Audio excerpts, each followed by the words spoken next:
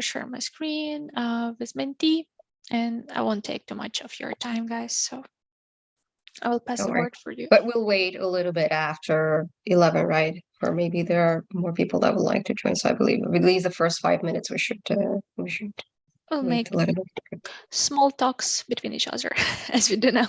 Okay, okay, great. Well, we can use our traditional questions. Yeah. How you feel this day? Happy Friday. Happy Friday. Yeah.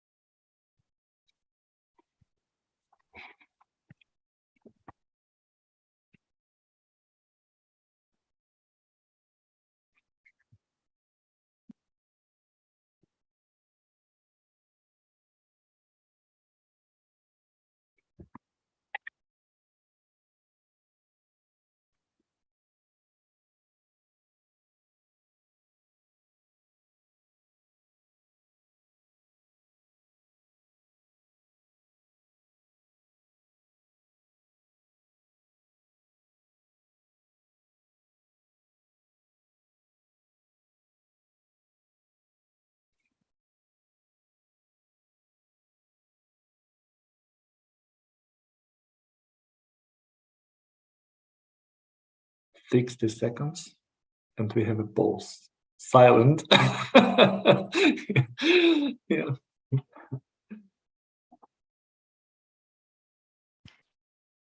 Yep. Tension is rising.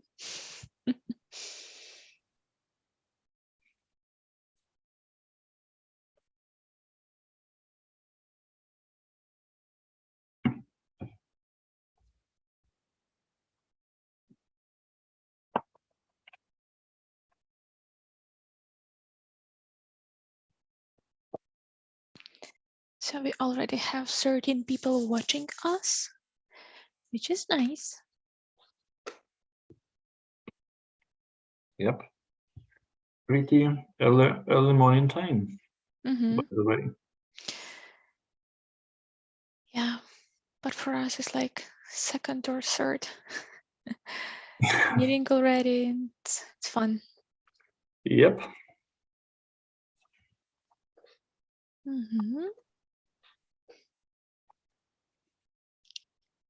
Okay. So it looks like it's 11 a.m. as for Kyiv and Bucharest time, if I'm not mistaken. Should be like that.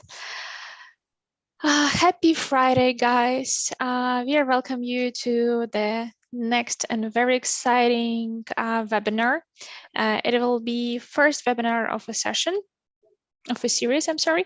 And its name is How to Organize an Efficient Discovery Phase, Borders, Activities, and Approach. So discovery phase is a significant and very important phase of a project lifecycle, but not everyone on the team is lucky to join this discovery phase, unfortunately, due to titles, experience, and other possible criteria. But today, we will have a great speakers who will open a door and shed a light on this challenging phase of the project discovery. And while we are waiting for people to join, let me introduce our speaker today. So we have cross-location event made by a Romanian and Ukrainian business analysis community. And Ukrainian side is represented by Dmytro Lozovytskyi, Chief Business Analyst. He's working with EPAM. From Romanian side, we have beautiful lead business analyst, Eugenia. Say hi, guys. Hello, hello, Lisa. Hi, hello, guys. Hi. Yeah, hi. Hello, hello. So let's give couple more minutes for people to join. I see that we are almost 40 now in YouTube. It's morning. It's like really early in the morning. A couple of years ago, I couldn't wake up like at this early, but today I have my big shot of coffee. I hope you have also prepared something for you. If you're a tea person, I hope you have your tea. If you drink water, great. I also have water over here. I've Nice. had my first coffee already. Oh, nice. Nice. Yeah, coffee brings us a lot of joy, but sometimes you're like, ugh, pressed by this coffee. Hope it doesn't work for you this way. Okay, 2 minutes more, and I guess I will steal screen from you guys, and I will start our engagement exercise. Let me try. This will stop other screen sharing. I'm sorry, Dmytro. Yeah, sure. Yep. Let me share my screen. Please let me know if you can see it. Yeah, we can. Sounds nice. So, dear listeners, I welcome you to join us in Menti. That's a very nice tool if you haven't met it before. I am joining it by QR code. Have just scanned it through my camera, and we will be waiting for you to join us. I know you might be busy multitasking, but this small exercise will help us understand where are you, where you're listening us. And we are already several people, so let's wait a little.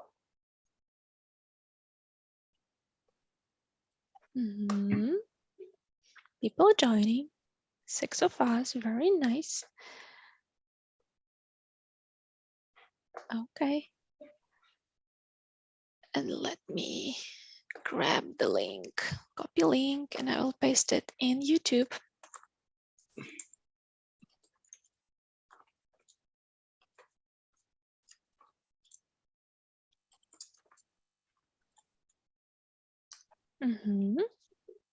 So 26 people with us, very nice. I love it. I love it. Okay. Okay, great. Let's move forward. So we have a question to you guys. We are really wondering, where did you connect us from? So I'll write where I am. I'm in Lviv, Ukraine. Submit.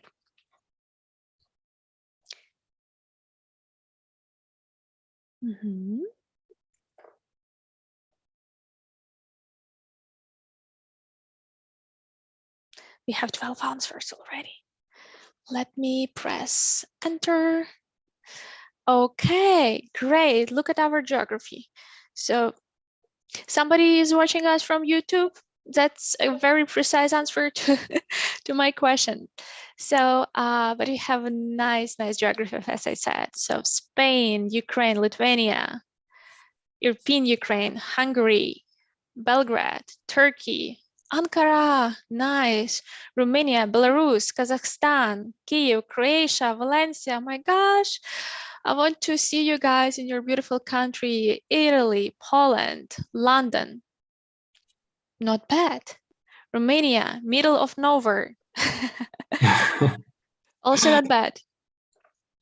I'm Ukrainian, but joined from last year. Romania, very nice. Zurich, Switzerland, Bucharest, Romania. Such a nice geography. Guys, we are really happy to see you here. We appreciate that you joined us from different countries and you're all willing and hungry for knowledge about discovery. We will be doing our best to share with you all the details and all the best experience and use cases we had before. And also we have a dance in Montenegro. Very nice. I would love to visit all of these countries. I will put it on my wander list, really. Another quick question that we have prepared for you guys. Please share with us your job title and seniority level. This is really important to understand how much of details we have to share with you. And just to know the audit rate will be really nice. And I will also write an answer. So I'm business analyst. Such a surprise. Analyst. Senior. Submit. Okay, 7 answers over here. And I will start displaying them. Business analyst, senior business analyst, senior data analyst, director, welcome on board. Senior business analyst, digital consultant, business analyst senior, BA level 2, lead BA, L3 BA, middle BA, nice, BA student, senior IT BA, middle BAs. Okay, we have BAs talking about BA things. This is really nice to see. Digital consultant, also very good. Good. Data analyst. So data skills are really on the top of the market now. Really nice to have you guys here. BAs. So dear speakers, are you content with those answers? Yes, sure. Cool. So we have audience of professionals, professional business analysts who are in the topic. Just switcher business analyst. I'm also switcher into business analysis. So nice to see you here. Manager, BA student. Nice. Okay, doc. Let's move forward. I have one more question for you guys, and let's see. So, very important. As I said previously, discovery phase is very challenging, and not every role on the project, not every team member can join the discovery phase, but maybe some of you did, and let's see statistics. So we have 6 yes and 1 not yet. Why I didn't put no? Obviously, because we are here because we want to join discovery phase. And I mentioned discovery phase in IT, and you can count all of your previous experiences. So did I participate? I somehow participated. Let's submit yes. 50-50. Yeah, look at this statistic, is really nice. Okay, so most of the people used to have experience in discovery. Maybe somebody is in progress of discovery. So you guys will have the perfect audience with questions. Yeah, looking great. Yeah, Awesome. Nice. Okay, one more disclaimer about questions. As you guys understood, we are now on YouTube, so we can't hear you unfortunately, but we will be really glad to see your questions in YouTube chat.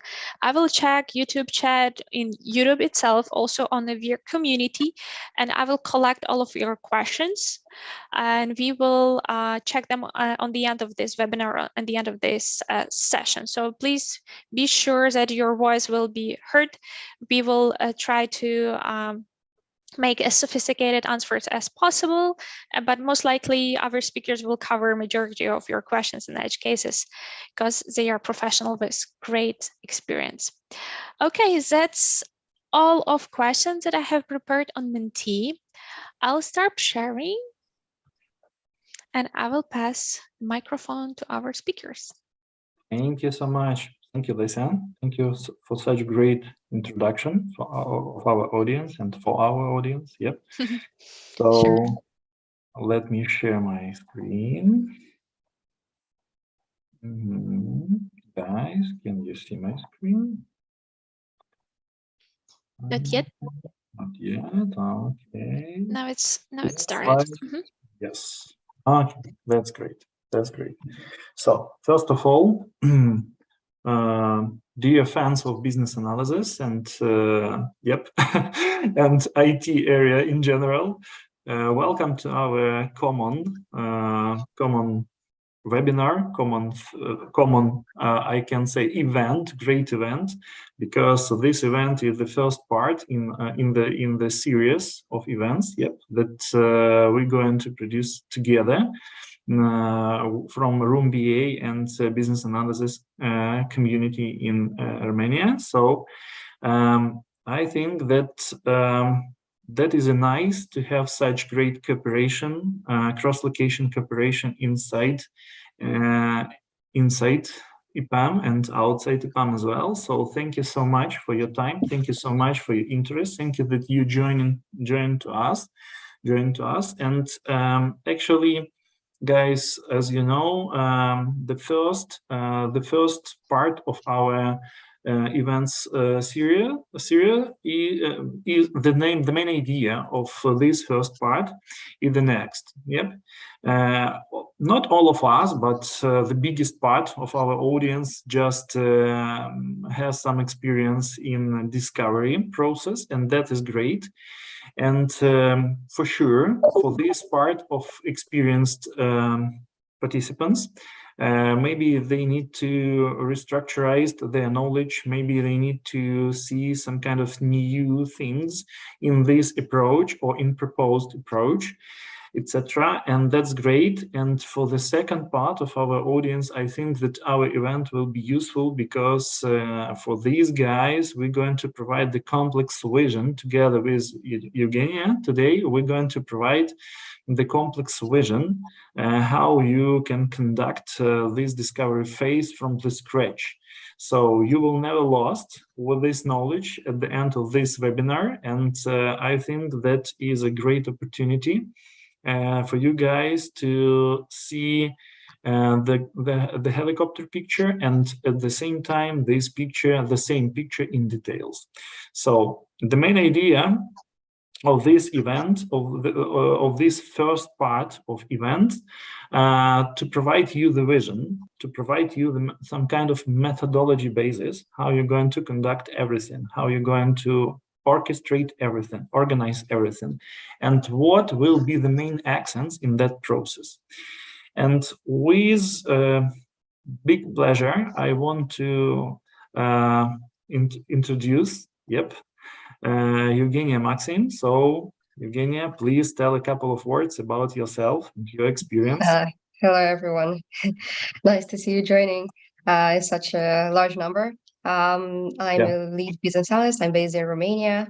I've been working as a VA for the past 10 years. I'm mostly experienced in fintech, and I've had the opportunity to lead both pre-sales and discovery phase on several projects so far.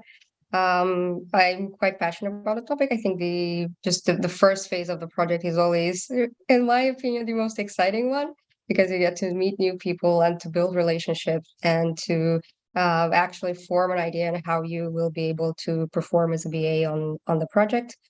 And I'm really passionate about the topic, and I'm really glad that we have so many people joining us and curious about this. And I'm sure you will have a lot of useful structured information after this meeting. And if you have any questions, obviously we'll be more than welcome to answer to them. And in the same time, also your feedback would be very appreciated after the session. Of course, this is a vision, our vision, and some approach that we also apply in EPAM. But in my opinion, it can be applied in any other context, in any other project, or even supplier. Any other supplier can use this information and tailor it to their own need.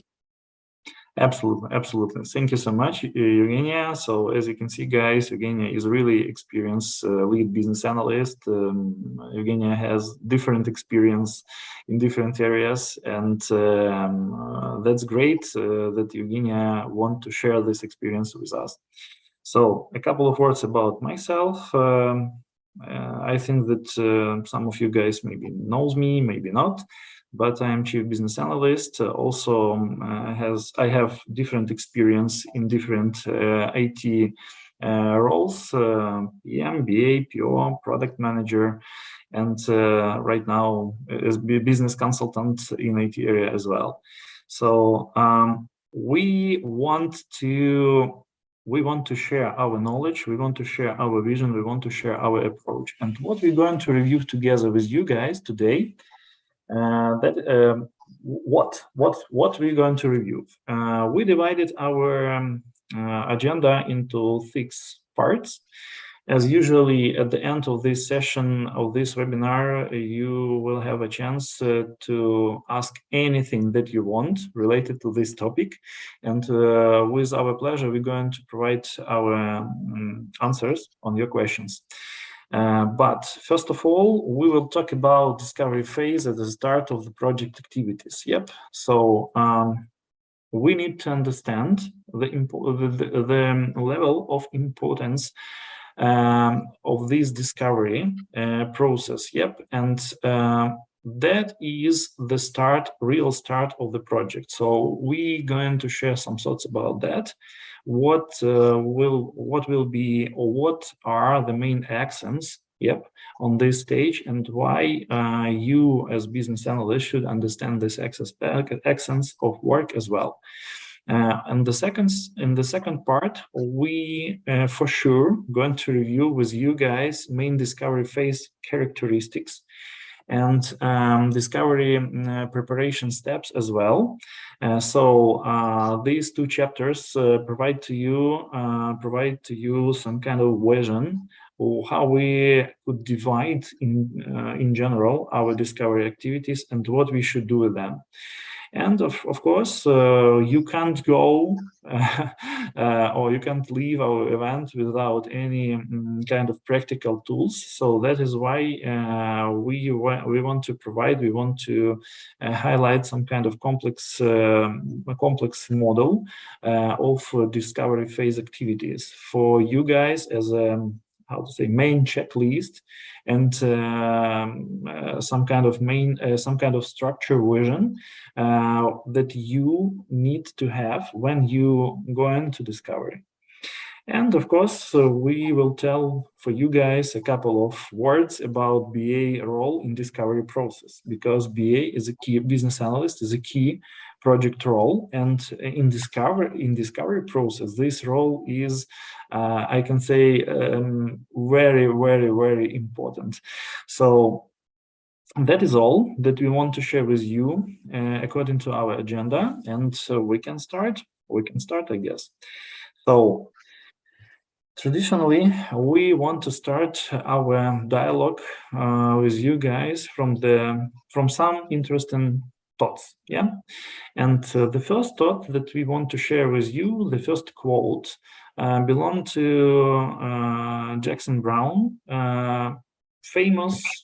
pretty famous American author, writer, sociologist. And he told a really interesting idea. Yep, the best preparation for tomorrow is doing your best today. And this phrase really, really directly connected with our discovery process. Why? Because discovery process is a start point of preparation for the whole project. And how we can start, if we start discovery process efficiently and with a great results, so the start of the project will be also easy and efficient.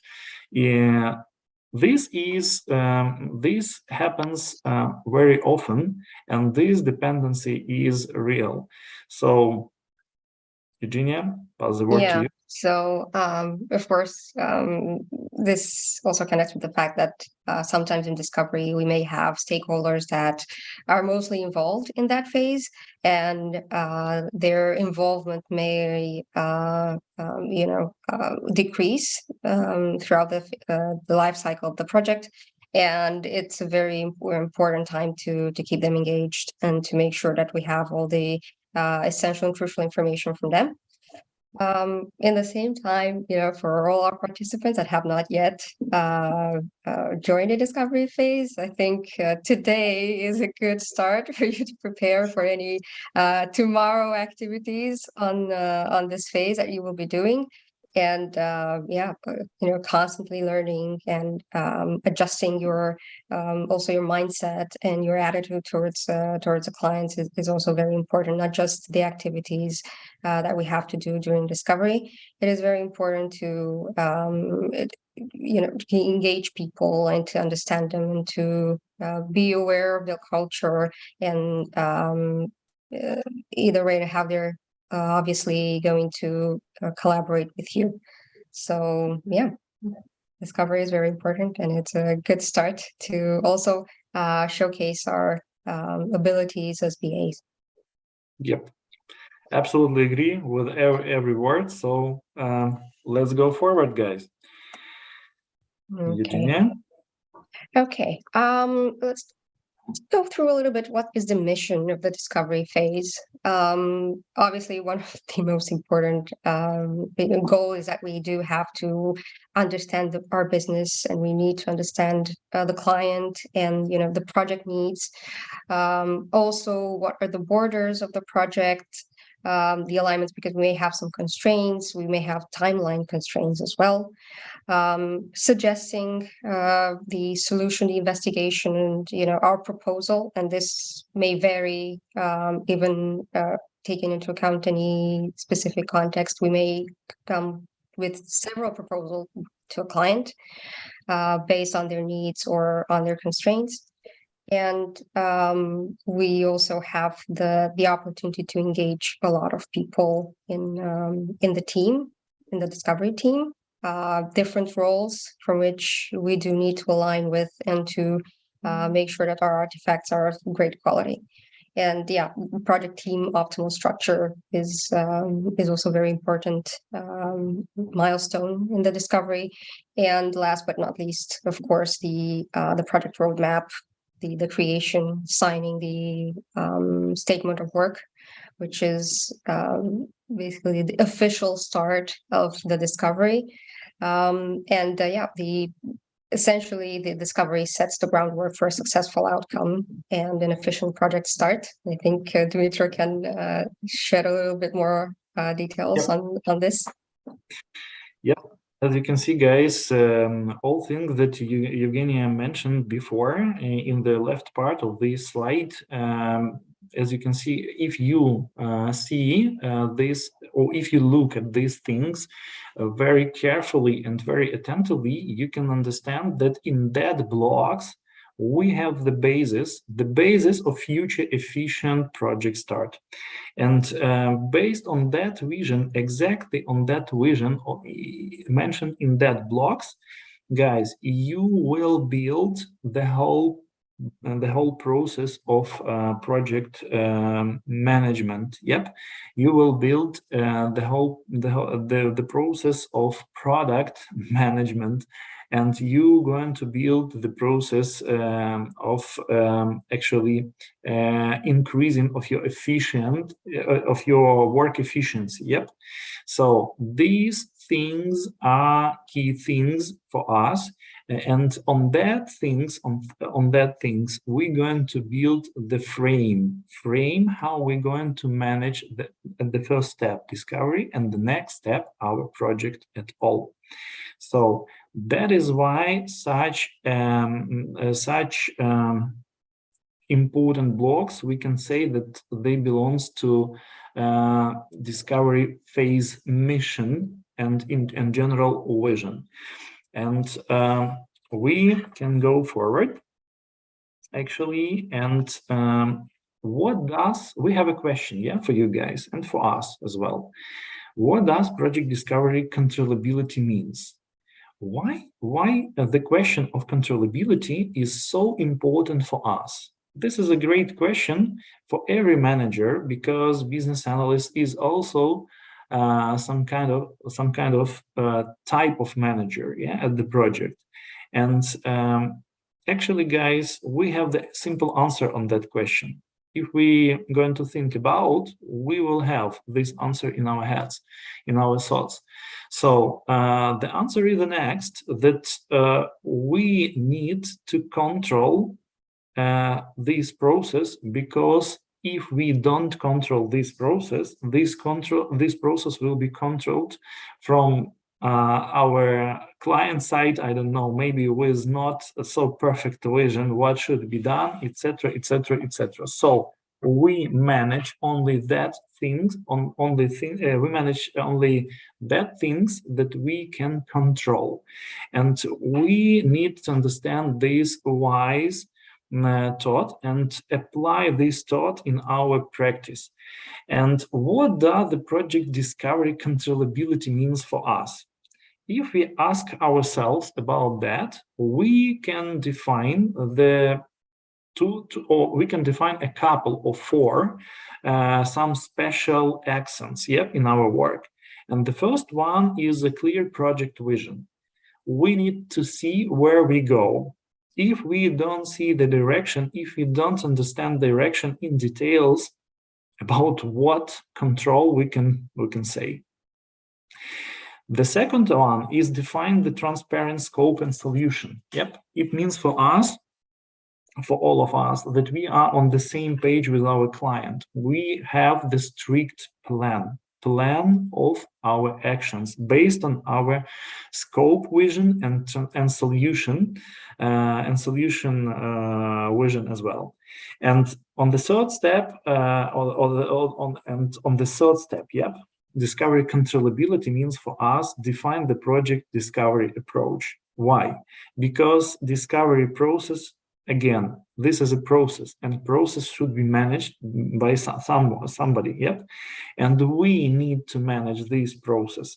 So that is why we need to have some approach. We need to organize our actions in not in some way, but in efficient way, with the great results, definitely. So we need to think about the frame, about approach. And the last point is about form discovery team, planned and predicted actions. Why? Because only in that case we can get the synergy effect in our interaction, and that is why we need to provide also this vision for our client, because our client trusts us, and trust building step by step. And trust builds on results, trust builds on vision, trust builds of understanding. So that is why we need to form discovery team planned and predicted actions based on approach that we're going to define together to make our discovery activities efficient and to get a great results. So this is four key elements of discovery controllability. You need to know these accents. Why? Because you need to be involved in whole discovery process as business analyst, and you need to provide some kind of control from your side to make sure that everything is going that everything is going on in the right direction. And I pass the word to Eugenia. Okay. Now, in terms of having a controllability of the process, it is very important to have a structured thinking around discovery, and how do we plan to actually execute this phase. We are suggesting right now 3 phases of discovery: preparation, execution, and completion. Each phase has its own goal to make sure that we are obtaining everything that we need from our client, and we're producing the artifacts of great quality. And each phase also is pretty much a mandatory for our next goals and phases as well. The first phase is preparation. Here, obviously, it's the first time we are engaging the client, and we're trying to get to know them. In this very first phase, we're trying to align with them. We need to have a plan, to have a defined set of activities.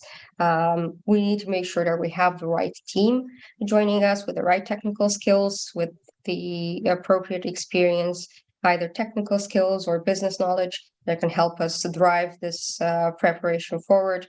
And also we need to have a plan, of course, with a plan with the activities, and we need to just to start. Also, after we have this plan, we're going to execution. Execution meaning we're actually putting into action our plan, and we are coming up with the set of requirements and clarify them. Having this set of business vision and the goal that we want to make sure we capture, and the main use cases, and also a lot of the technical details, and defining the scope. And last but not least is completing the discovery, where we have finalizing the backlog, finalizing the project roadmap. We're preparing the final contract, the statements of work. I think SOW, this is what it stands for, and finalizing the project documentation, and of course any other visuals that may help everyone align on what we need to do after we finalize discovery. Usually in practice, the discovery, they have a limited timeline. So on most projects that we've worked on, they may be from 2, 3 to 4 weeks, or even more, depending on the complexity of the project and what the client would like to see, and also their experience in specific technical area. And in the same time, some discoveries may mostly focus on, exploring specific technologies, and this is where we also may lead to having proof of concepts. So in itself, discovery can be a small project with very defined borders and also timeline.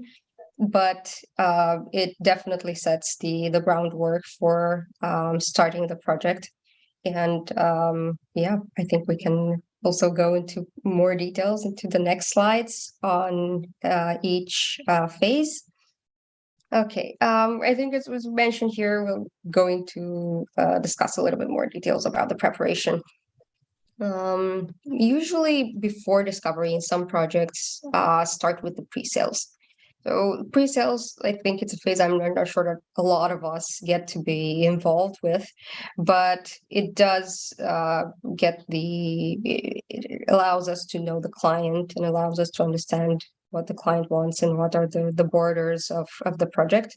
And in case there is such an engagement before we actually go into discovery, a good practice would be to engage the pre-sales team and to ask the documentation that they have, to schedule some knowledge transfer session with them to see, discuss the details of the request for proposal. This is how it's usually called, the document that each supplier sends to a client when engaged to carry through a project.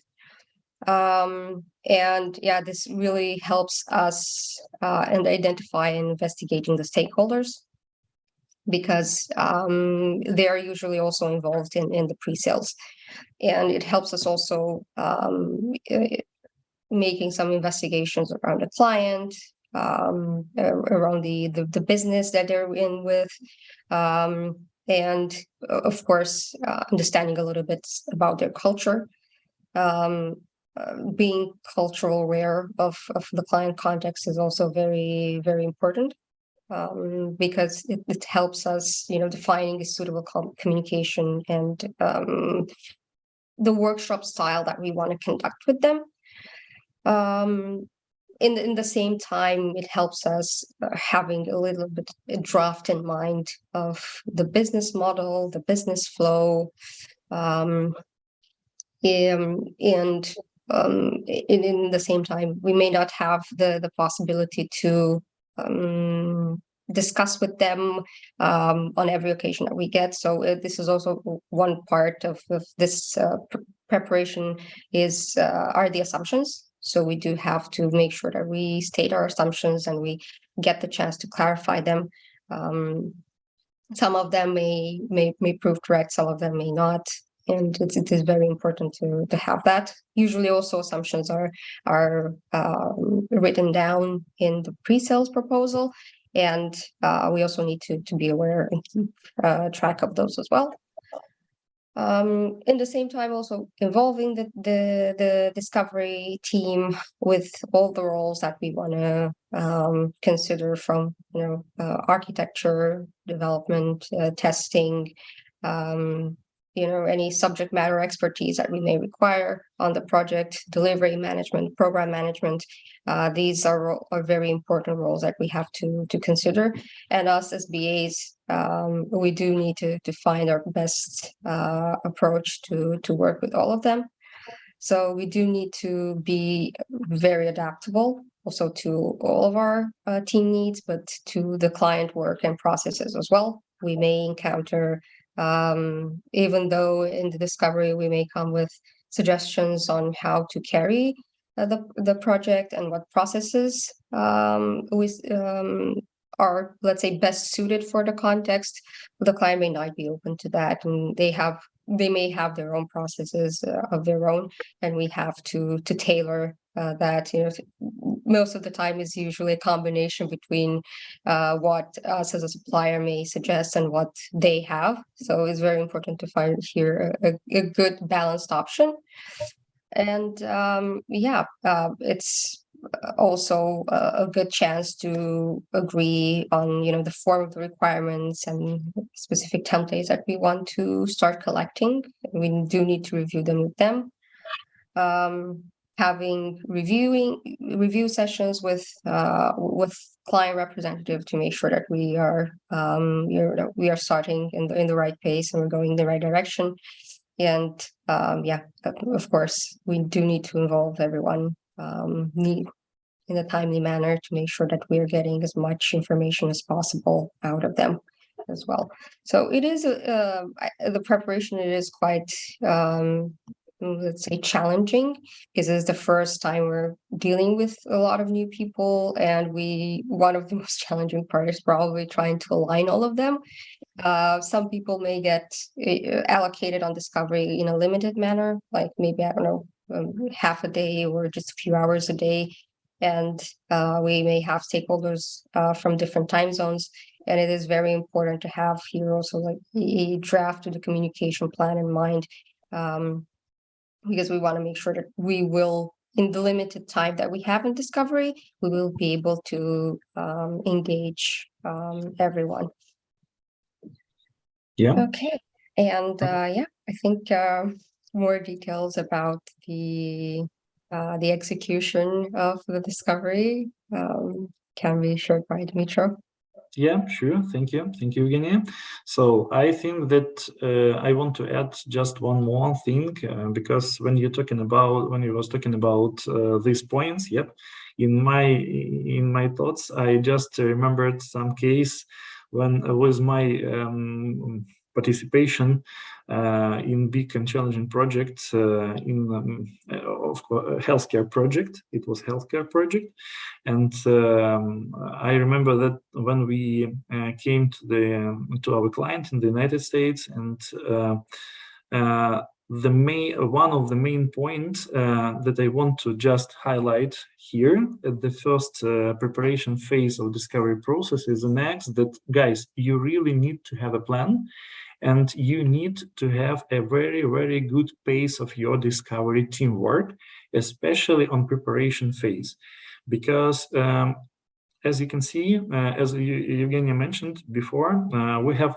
really challenging task, yep, to orchestrate everything, and your interaction is a key point on that phase, because you need to be proactive. You need to go forward, or to be step ahead in your thoughts and in your actions, because you will save not only the time, you will save the future efforts of your team if you're going to organize everything on the first preparation phase.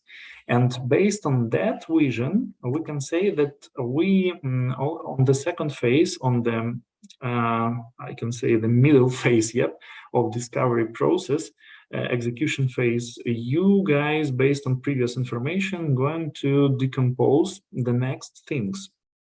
The first of all, involve all needs specialist in tech solution discussion, because you are business analyst, yep, or You could play another role. You could be in the role of product owner, you could be in the role of product manager as well. It depends. It depends on your functions in the company. It depends on your project role, vision, etc., etc. But you know that one head is good, but two heads is better. Yeah. And based on this common sense, please don't ignore this idea and involve all needed specialists in the right time, at the right time, in the right place. Yep, and you need to think about that almost as well on previous phase, on preparation discovery phase, but on execution phase, you need to take care about accessibility of needed specialists in general.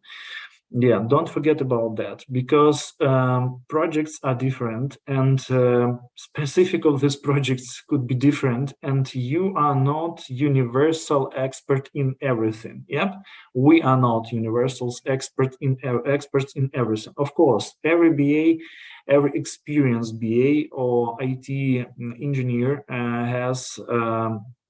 could have some wide and deep experience based on our T-shaped professional development model, but not all of us, yeah, are so experienced, and that is why you need to have a shoulder that can keep you on track and can help you.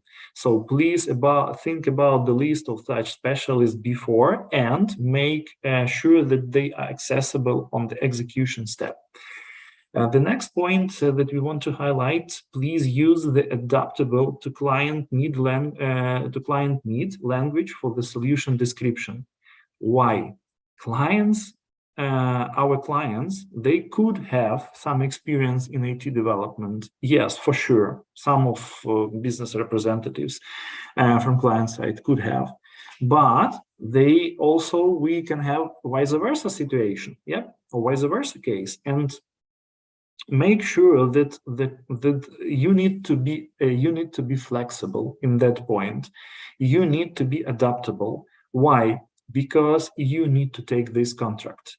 You need to grow this account. You need to bring the value to your company. You need to bring the value to your team, to yourself, and to the customers, yeah, of your client. And that is why you need to think and you need to make the first step. Yes, for sure, we need to educate our clients as well. And this is a natural process during our interaction. But at the same time, guys, on discovery phase, please make sure that you understand and align all that you are on the same page with the client based on the language. I mean, not physical language, English, Spanish, etc., etc. No, I'm talking about the professional language of the area of your current project. So please think about that. Please make the needed vocabulary when you're going to investigate the client business and speak with the client the same language. This will help you to increase the pace of your work and efficiency of your work in times, guys, because we really lose a lot of time. We're going to lose a lot of time when we are speaking about the same things, but with different language, on different languages. So the next point: make discovery requirements document transparent and clear. Documentation, sorry, not document, documentation, transparent and clear. Yes, this is a common sense, and everyone knows about that. But I want to recommend or to propose to your attention that when you're going to have discovery phase and when you will know about the specific of client, about domain specific, etc., please don't forget and make sure that your requirement documentation in that area, you have needed templates or you have acceptable templates. Don't lose the time on execution phase to find out the best template that you whenever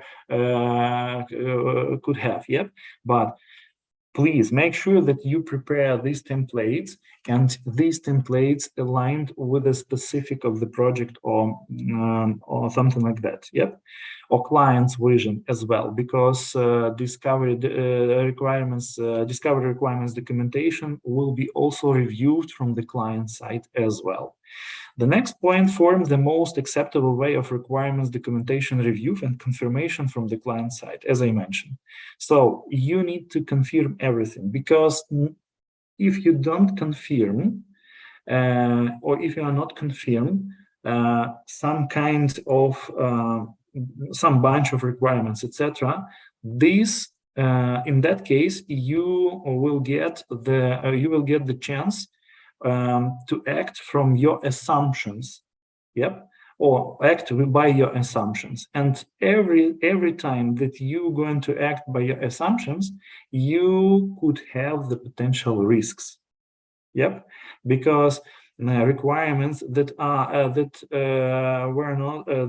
not validate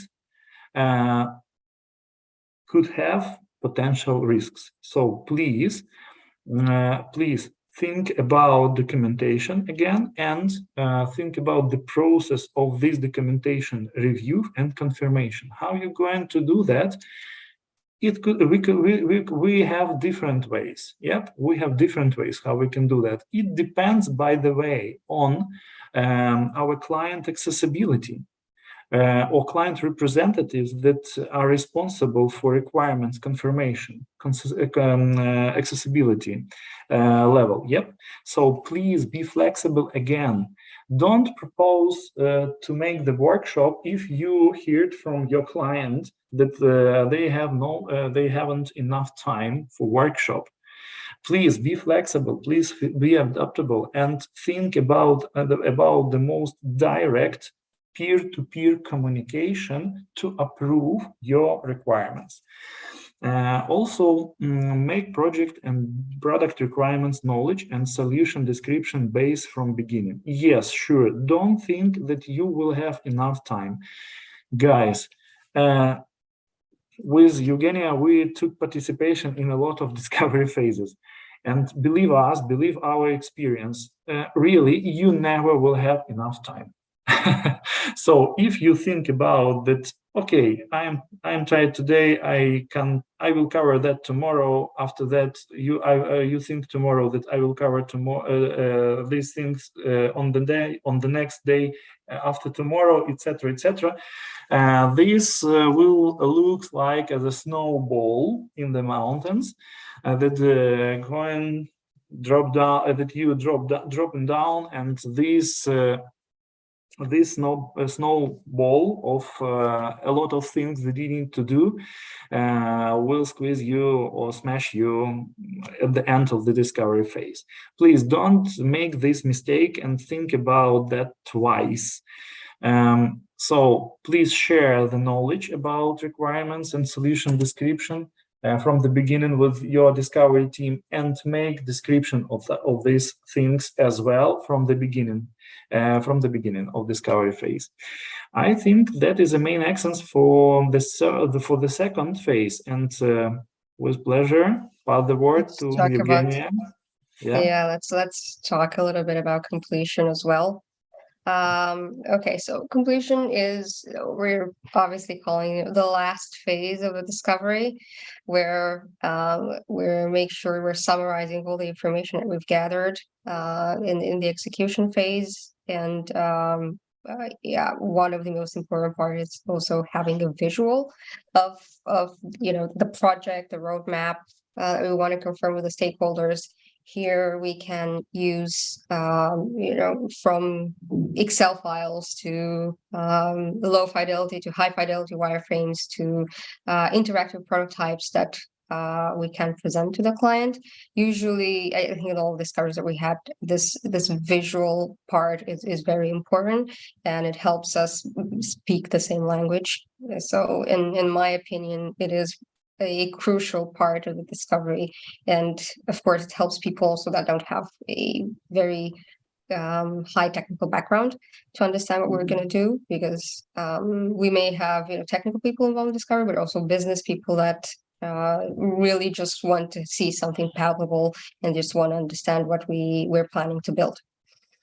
The next item that is very important, and it helps the team start their activities in what we call Sprint Zero, is having a list of organized and prioritized features. So we want to have, based on the product backlog that we've created, a defining of the MVP. And we want to also confirm it, of course, in discovery, because we do have a limited timeline. What we do want to define is at least the MVP. Usually we try to have at least from my experience, like a roadmap for at least 6 months, looking ahead and trying to have a at least short-term vision of how we're going to evolve in the project. We obviously may need to consider several budget versions with different scenarios based on the project sources, the involvement and accessibility. We also need to take into account if we may have any third-party integrations, if we may have any other suppliers involved, which means we do need to align with them, but in the same time, we need to take into account what happens if we don't get to that place where, everything, all the pieces of the puzzles fit. Sometimes they may not. And obviously, this means the team will either have to, be on standby to wait for some dependencies to get solved, or to shift their priorities somewhere else. But nevertheless, they do remain allocated on the project. So we do need to take into account these different scenarios. It may happen. In the same time, if we have third-party integrations, we may take into account several third parties for probably either a feature or a specific functionality.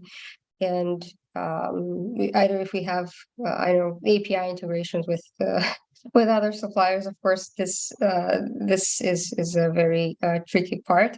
We have to also make sure that we have a very good risk management.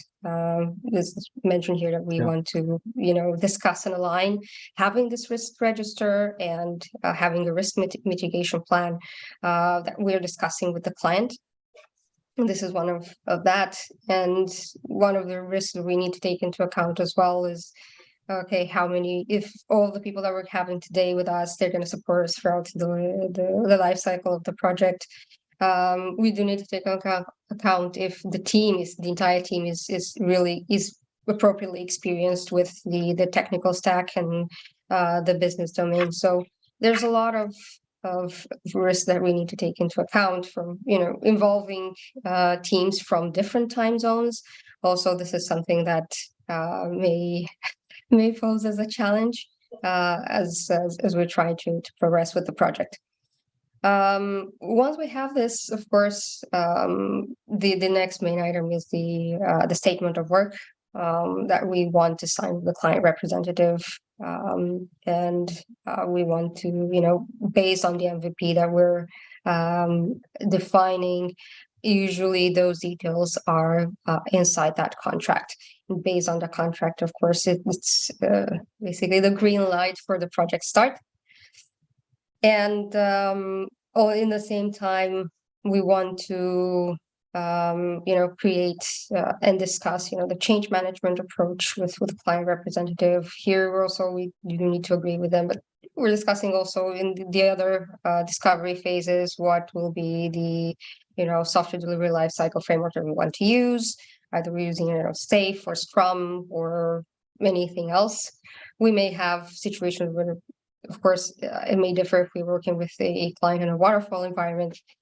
Sometimes this is the case specifically with institution from, banking institution that have really tight roadmaps and deadlines and budgets.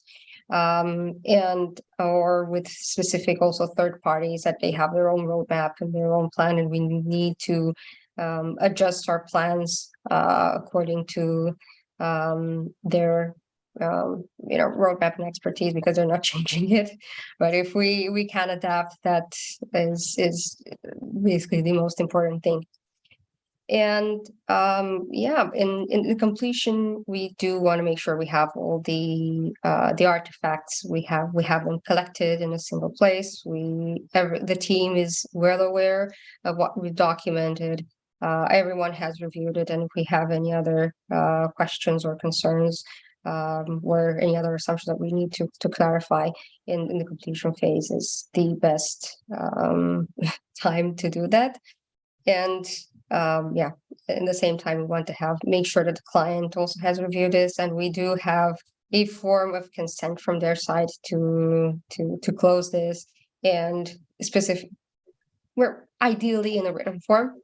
So of course we want to make sure that once we do go along, everyone is aligned, and usually something written cannot be taken back. Okay. Okay, Yep. so I think yeah, we can go to the next slide. Yep, absolutely. So guys, why we spent some time during our speech to such a detailed review of these preparation steps? Yep, we know that we have activities. We know that we have artifacts that we're going to create during these activities. But how to do that with the right accents? These 3 slides were about. So the main accents from our practice for you guys to don't forget special or important things during all phases, discovery process, and for all discovery phases. Yep, preparation. So these slides was about specific preparation steps. And based on that information, we want to present to your attention some discovery phase complex model. What is the main sense of this model? I know that this picture is large, and we're going to switch to the biggest version of this picture. But right now, please take a look and please provide your attention to the left part of this slide right now. Teamwork and client cooperation setup, solution creation and clarification, scope defining and creation, project planning. Yeah, this is 4 directions or 4 areas that that is related with each other in that model. Yeah, and this is the core vision what should be in the focus of your attention. Teamwork again and client cooperation setup in general, solution creation clarification, scope defining and creation, and project planning. Yep. So based on that, let us share with you guys some kind of version of this model again. And as you can see in the central part of this model, you have these 4 areas, yeah, these 4 directions. Of course, the center or the cross of this direction means the whole discovery. Yep, and all these 4 areas should bring to us some kind of value of our, bring to us, to our project, to our company, to our clients, some kind of value. Yep, value that is the result of our work on discovery phase. And we have 4 controllability areas, yeah, or control areas. As you can see, we have area that belongs to discovery objects, creation, and description. Yeah, we have area related to discovery scope decomposition. We have area related to discovery operations control, and we have the area of discovery strategic vision forming. And this area connected with each other. What is the main value of such model that we're going to propose to your attention? The main value is next, that this model has not only the areas and direction of your attention, This model provides to you guys some kind of checklist of what? Of your activities and actually artifacts, as you can see in these big blocks. So you can spend we can spend some time to review each block, but I think the best option will be to provide some version of this model to you, to your attention, and you're going to use this model in your practice as well. So the first block is the next. Yep. If we speak about discovery, object creation, and description, what we have here, we have the next components. Yep. So, for example, to be statement, yeah, system state description. Yes, for sure. We have as is system state description. We have architecture vision, technical solution, product vision creation, business vision analysis, business needs and project goal definition. And for each block, we have needed actions. Yep, as you can see. So you have the core checklist here. Yep. Also, for other blocks, we have the same checklist. For example, if we're going to talk about teamwork and client cooperation, this area, yep, this direction, for sure, this direction needs some information. So that is why these things related, things related to previous block and the next one. Yep. But what we have here, workshop and meetings, project setup, yep. Project discovery kickoff meeting, discovery meeting schedule, communication plan, stakeholder analysis, and all needed activities, key activities that you need to use. Yeah, and you need to some techniques. Yep, activities, techniques that you need to use and create to make sure that this block is under control. The next block is discovery. Let's go forward here. Yes, discovery scope decomposition block. What we have here? We have here a couple of things, a couple of main actions of work with main artifacts. Yeah, business requirement specification document, if we have it, business requirement specific, functional requirement specification document, and system requirement specification document. On practice, we in rare cases really can have all of them, yeah, for one project, but a couple of them, this is more often case. To use a couple of them or to create a couple of them is the more often case, yep, in our practice. So, and some kind of recommendation steps, techniques that you're going to use to create such documents. Also, we have a block that related to prioritize product features, yep, non-functional requirements for sure, and MVP vision and estimates. Yep. So this is a key actions in discovery scope decomposition block. And based on all these things, you're going to create the last block, and you're going to create the artifacts, and you're going to provide the activities that belong to the last block. So discovery strategic vision forming. Yep, we need to provide discovery plan that also related to previous things, understanding of previous things, and our work results, statement of work for sure. So with work breakdown structure, project and product roadmaps with milestones, baseline project cost and budget, key risks and mitigation plan, change management plan, and end-to-end business process flow. Yeah, vision. So based on this information, guys, you can build your activities plan. Yep. How you can use this model in efficient way. Yeah, this is a checklist. This is a checklist of artifacts, checklist of block of your control, of your activities control, the block of techniques activities that you have right now in every direction, for every block. And based on this information, guys, you can build your discovery activities plan.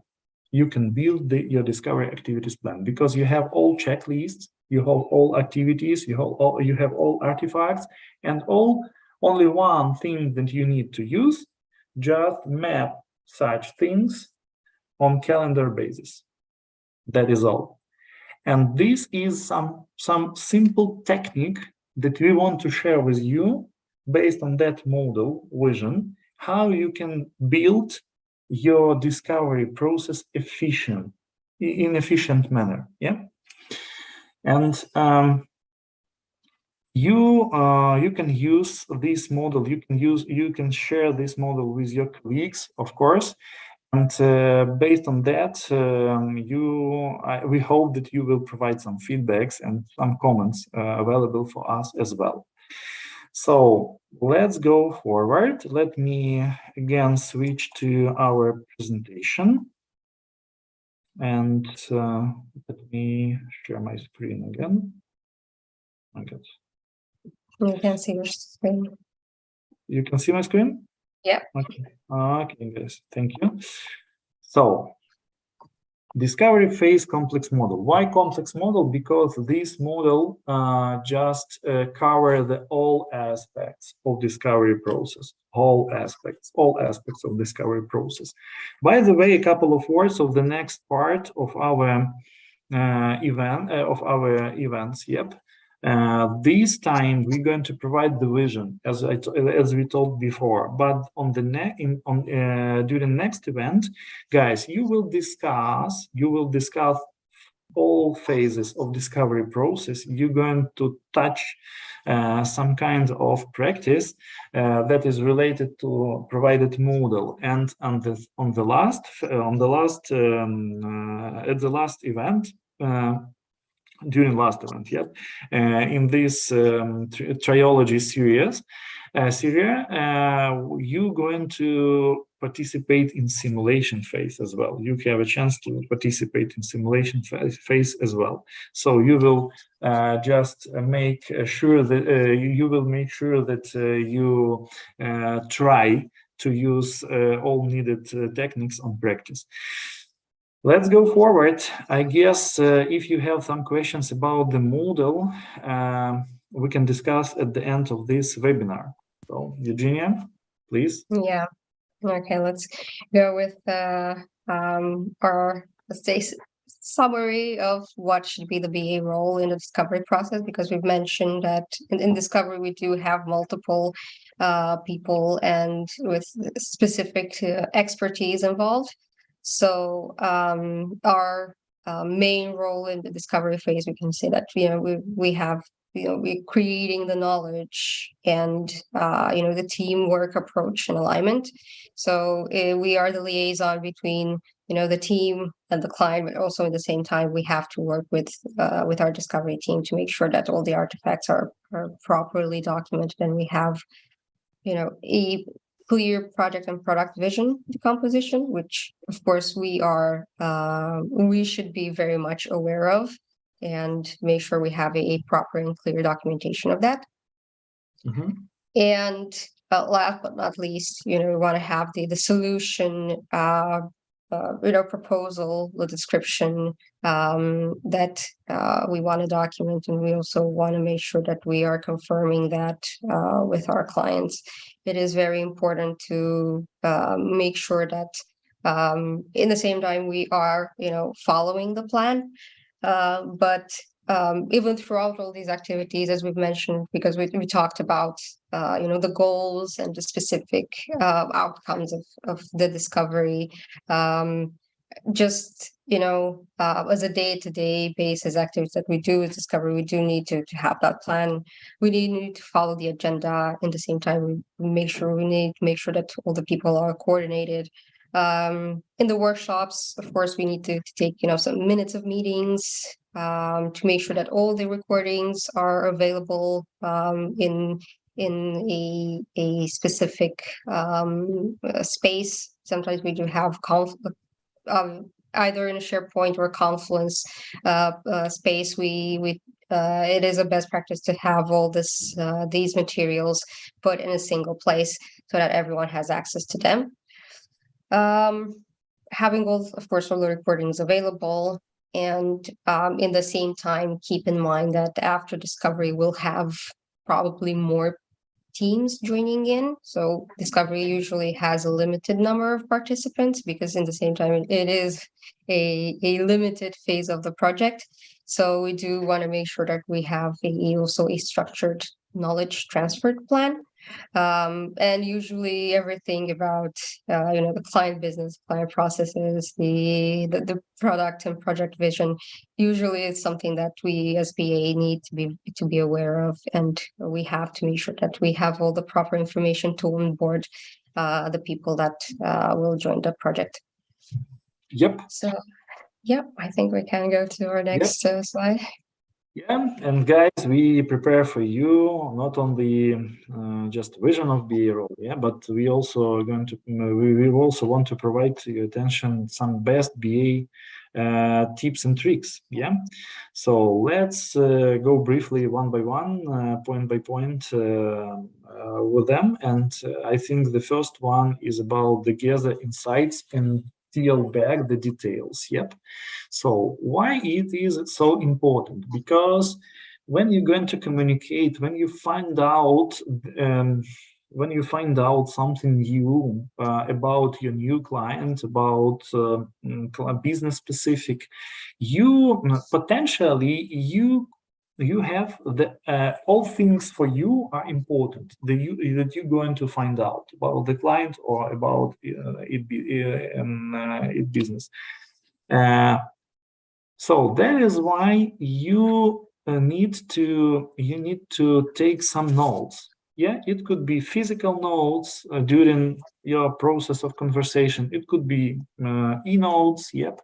You can use just some kind of recordings, etc. But please listen them, trying to understand the client as much as possible, if you can do that. For sure, because expectations of the client is also important. Not only the results or solution that you're going to propose to your client, but expectations that expectations from your work, about your work, and expectation about the trust, about the ideas, especially. And that is why it is so important to hear the client. Please don't forget, use the active listening technique here and make the notes. These notes will help you to provide the right accents of client needs understanding. Eugenia? Yeah, and of course, we want to make sure that we do have a lot of, as we mentioned before, a lot of visuals available for the client, and this, of course, will help us also dive deep into product discovery. At least from my experience, I've noticed that visuals usually trigger more questions and even more requirements from the client. And we want to make sure that we keep the client involved as well. It may turn out that some clients or stakeholders are more willing to collaborate with us, or some are not as willing to, or there may be some conflicts behind the scenes that we are not able to foresee. So it is very important to take a look at this and to make sure that we build a proper report with everyone. And once we have everything, of course, we want to make sure that, as we mentioned before, we want to make sure that we collect the feedback and we validate our solutions. And also the feedback from the client is very important, because we want to know and understand what is their opinion on the work that we've done so far, so we can correct the approach as we move along into the project. And mitigating risks, we need to have a risk plan. And here, of course, we do need to involve every risk product manager, delivery manager, program manager. They are pretty experienced in also as well in mitigating the risks and making sure that we foresee any possible scenarios or anything that may go wrong. in the project. Okay. So, yeah, sure. So as you can see, guys, we have a lot of things, and we have appropriate language skills, creation, anticipation, preparation process, building reports. Very important point as well. Dive into research for deeper product discovery. Ignore all but your main customer opinions. What about that point? We want to add a little bit more information together. So don't ignore the opinion, because of course you are professionals, and client want to see some kind of solution from our side for sure.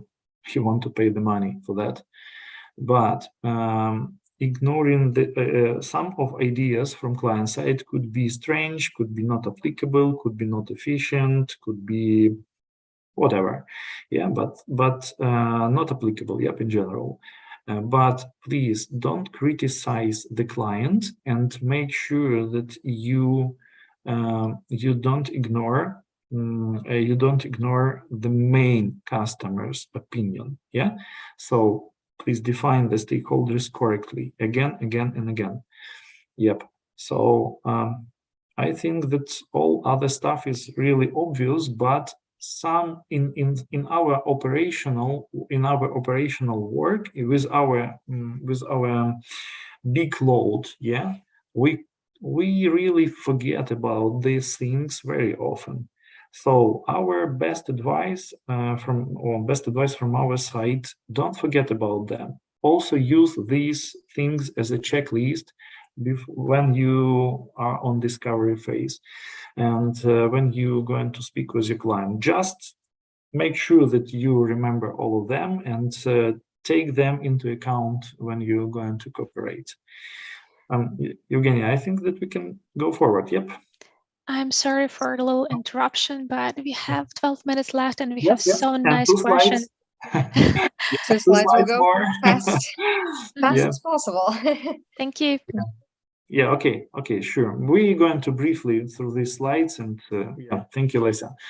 And main discovery phase mistakes, yeah, they are opposite for our best recommendation that we going through in details before, but main of them are the next that don't have any preparation for discovery activities. It's a common thing, but sometimes it happens. Jump into solution before nailing down real user problems. Yep. So yeah, this is also this is a mistake of the vision. This is mistake of the vision. So please don't think about solution before you're going to understand really very well the client business. Underestimating the importance of working with stakeholders. Yes, sure. Eugenia talked about that. Very nice. And you know this, guys, not involving engineers early enough. Yep. So we talked about that as well.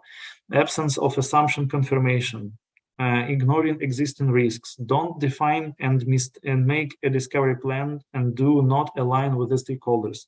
Talk about that. Unclear discovery documentation. Talk about that. We grouped these things again for you guys, for your teams. Do not make them in your future discovery process.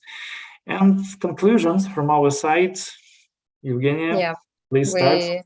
Of course, we one of the main things is that the discovery process, of course, the start of a product development. So it's a very important phase, and it will also, drive the success of the project.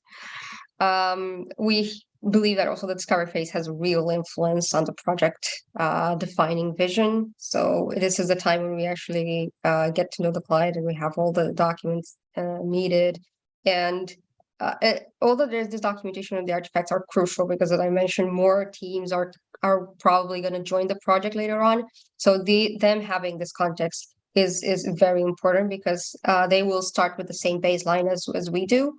And it will be their onboarding. It will be so much more efficient. And yeah, the discovery phase does need a special preparation and approach to defining it, because it is, in our view, it is a little project on its own, and it does need to deliver the results in order to help everyone get on board and to start the project. Absolutely, yes. Confirm every word. And finally, we want to finalize our speech today. Yeah, guys, this is a quote of unknown author, but become a human lighthouse, emit light and lead people to the right direction. So please remember this quote as well, because you are the light.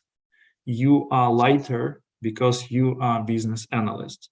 And business analyst was always a key project role, and that is why you need to care about a lot of things and think out the box, not only as your BA role, but you need to think about the whole discovery process as well, and team interaction as well. I think that's all, and we have some time for Q&A session.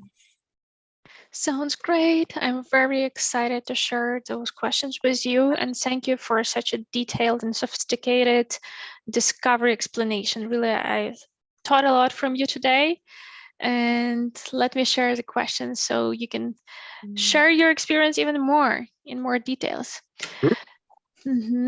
Okay, doc. So we have one very active listener. I may judge based on the name that he is from Greece. So Antanosis, I'm sorry if I didn't spell it correctly, but Mr. Antanosis asks, can discovery phase start when many PODs that we know that are impacted, they do not have capacity to join the project kickoff? And if I understand the POD correctly, that's a small cross-functional teams that own their own tasks and stuff like that. So can we start discovery if some of PODs are unavailable because of capacity? Yes, we can start. So we don't have to involve all the teams in the discovery, but we do need to make sure that the key team members are joining. So we don't need, at this phase, we don't actually need the entire team structure or all the teams that will join after discovery, but we definitely need the key people. Without them, I'm afraid the success of the discovery and the outcomes will not be something that will allow us to drive the project in an efficient and successful manner. So the key people must be there. Yes, the key people teams must be there. And here I'm talking about software architect, delivery manager, tester, test lead, a dev lead, you know, someone from user experience design. Obviously, we want to have support here in terms also of the visuals that we want to create. And if we need any specific subject matter expert or with specific business knowledge that we need to take into account, at least from, you know, from our side. And afterwards, of course, after the project roadmap, we can also look into the estimate of the project, and we can see how many teams should join the project after all. Then we can involve them all. And so, I absolutely agree with Eugenia, and I want to add only one thing, very short comment. So the main principle that you need to use in such case, to understand that you need to understand that your key project role list, should based on project specific. In some cases you need much more specialist. In other cases you could need less specialist. I mean quantity and variety of specialists. So please don't forget about this as well. Thank you guys. Also Athanasis asked that the second question about PODs, and I believe that you have partially covered that, but just small clarification. Mr. Athanasis says that sometimes some specific POD is assigned to discovery and responsible for discovery phase. But how about making this a shared task? But as you said, specific people that are specific to this process, a project must be involved, and it should be a shared task, I believe. But can you elaborate on this one? I mean, of course, it has to be a shared task, but I think you also ask if can this work without the sole ownership responsibility, and like if we have an experience. So it doesn't have to be, of course, it's shared task. It's not a sole ownership responsibility. So in the discovery plan, usually we do take into account all the activities that each role needs to perform. So this is why we're doing that plan, because we want to make sure that all the people involved know what they need to do. What we as BA are responsible is to make sure that everyone involved is, attaching their artifacts to, their pieces of the puzzle to the final documentation. So, of course, this is shared. It's not necessarily, one person that is the owner, but yeah, I think it is definitely a team effort as always. Thank you. Let's move forward as we have several more questions. And another one is from Mr. Sergio. And I guess you covered this question, but let's say a quick answer for that. What is the optimal duration in a time of discovery phase from start to end? The optimal. That truly depends on the complexity of the project. It truly depends on the complexity of the project. Usually, hopefully, if we do have a pre-sales, we can say that a discovery may take up from 2 weeks to a month. But it is very difficult to say. For example, in the client I'm working with, we've had discoveries for months on end because we were, proposing the client some innovative solutions. And obviously what they wanted to see, some proof of concepts of what we can deliver. So it truly depends on the context of the project. And this is usually agreed with the client or with the stakeholders, because obviously they are, the ones that are paying for this effort. And we do need to take into account the budget constraints as well. But I would say probably from 2 weeks to a month, it should be a reasonable timeline for discovery. I have a little bit another answer. Yeah, but I agree with Eugenia about the basis. Yep, it depends really. It really depends on client specific and project specific. But in my experience, I was participating in 5 years ago or something like that. I was participating in a big IT project that in that project we combined software development process with hardware development process. And that was so interesting. And we had, guys, please sit down. We had a discovery phase more than 6 months. So it depends. It really depends. I guess, yeah. As senior people say, depends. There is never one answer. Okay, so we have a question from Ellen. When do we need to define the success criteria for the whole process? How do we do this? Successful criteria? Oh, very good question. Thank you for this question as well, because it's about our framework. It's about our methodology. Why? Because of course, as I like so much the quote of Napoleon Bonaparte, yeah, everyone knows this man.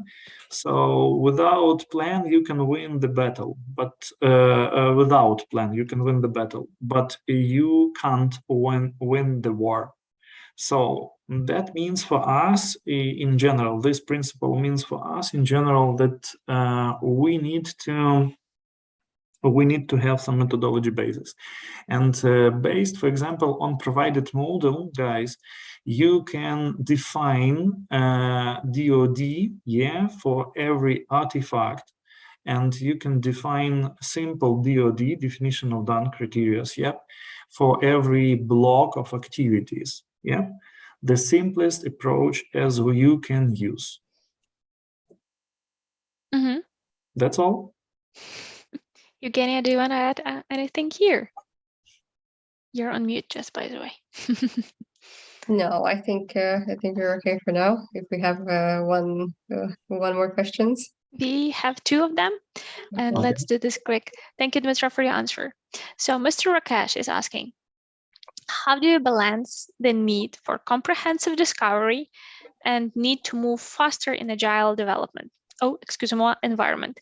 What are the some strategies to achieve the balance behind discovery and fast development in agile? Mhm. Well, We have, yeah, discovery in itself is a small agile process. So again, as in agile, we cannot know everything beforehand. So what we need to focus is, on the priorities, on having a defined MVP, in discovery, having that plan and the clear objectives and mission in sight. And afterwards, of course, as we move along in the project, obviously more details will come through. But I don't think we need to put this amount of pressure on us in discovery, because of course, again, it's a limited time that we have, and we won't have time to go through everything, any possible business requirements, every possible scenario. But we do have a baseline, and I think that's the most important thing that will help us drive the conversation with the client. Sounds great. Yeah, and I want to add that yes, in our practice, I agree with that question, because in our practice we have some cases when we need to start development on fly, some kind of on fly. Yep, and that is not. This is reality. Come on, guys. Everyone knows this is reality. It could happen. Yeah, but in that case, the main thing for us, how we can organize and orchestrate everything, combine the discovery phase with development process in parallel way. Yeah, we need to understand where are the borders.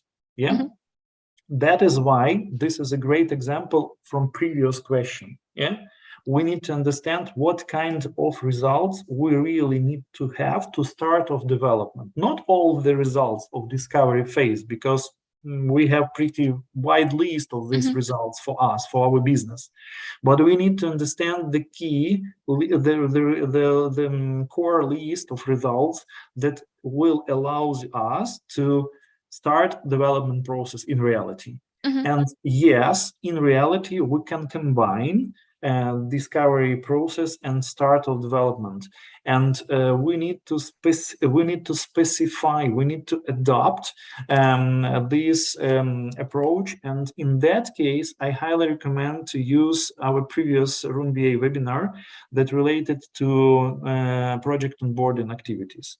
Please, guys, I think that Lisa can provide this link to you, guys, and you can listen some kind of approach again and advices how you can merge some, how you can start the development process and how you can onboard the project during the second and the third phase, I guess, of discovery. Sounds great. And you just highlighted some of words in the last question, and it was all about quite often business requirements are not complete during the discovery phase. I think it's the most of the time they are never complete. Yes. So and can we start discovery? Complete. Yeah, obviously. So it's again, as I said, you don't have to put a ton of pressure on ourselves. I think we just need to set realistic goals in the limited time that we have, and just drive that conversation. As I said, again, we want to potentially look into having more detailed requirements for the first 2-3 sprints, or the first, I don't know, a couple of months. And then afterwards, at least having a roadmap for 6 months to a year, if possible. But definitely detail what we know we have certainty and what we're able to deliver in that short amount of time, especially in an agile environment. In waterfall, I think again, we have the specific analysis phase that can last a few months on its own. So that will probably be that is a different approach as well. And I want to be a little bit pessimistic here. Okay. Let me do that. Exciting. So, yeah, let's be positive. yeah, for sure. It's a joke. Yeah. But if we talk about such case, I think that it depends on really, we need to understand, that our discovery phase, and this phase should be ended, with some kind of result. And this result, as we told with Eugenia today, is MVP vision, or maybe not only MVP, it could be the whole vision on the product. It also could be, but we need to understand that why I'm joking about pessimistic scenario. We need to understand that we need to, if we don't know the final result and we have probability to changes, to get the changes or significant changes in the business requirements that could change the vision of the product, the goals of the product and project, some kind of or biggest part of functionality, product functionality, future product functionality. This is our potential risk. In that case, we have three advices. The first one, if you see such kind of situation, you need to think about the ideal contract type for such class of project, the applicable contract type. This is the first point. The second point, if we speak about some kind of changes, you need to highlight the procedure to reflect these changes and to work with these changes transparent for you and for your client. This is a separate process. And the third highlight is about that every changes in business requirements, on major changes in business requirements, this is our potential, could contain our potential risks to make not a blockers, but to make our delivery process a little bit longer than was expected before. So don't forget about that also, guys, on your background. When you thought, when you're thinking about that. Thank you. And we are almost 10 minutes behind, but I've catched another really nice question, and let's do it like in 2 minutes, and I will have you guys start your working Friday. So how do you measure the success of discovery phase? This is a question from Mr. Mikola. Maybe you have some metrics. It's a bit difficult now to agree on some metrics, but at first you can agree on projects, on discovery specific KPIs. But I think the fact that we have a plan and we have some goals, like if we do complete the discovery goals in the given timeline, if the team and the client is confident and well aware of the scope and they think everything is clear and they can start working, if we have, all documentation statements work is approved and signed.